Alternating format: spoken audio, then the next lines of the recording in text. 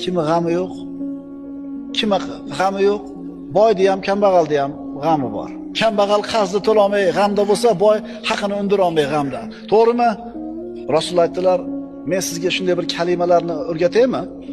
Agar ularda aytsangiz, Alloh g'amlaringizni ko'taradi, qarzlaringizni uzadi. Qanday? Shu gapni gapirib qo'ysanglar, g'am hal bo'lib, qarz uzilib qoladimi? O'shuning uchun biz odamlarga bu zikrlarda foydasi yo'q-da. Ularning iymoni zaif, ularning iymoni sust. Undan ko'ra $1000 berganingiz yaxshi uning qo'liga. Narxini olishni xohlaydi. Mana shu yerda mo'minni mo'min emas odamdan farq ajraydi-da.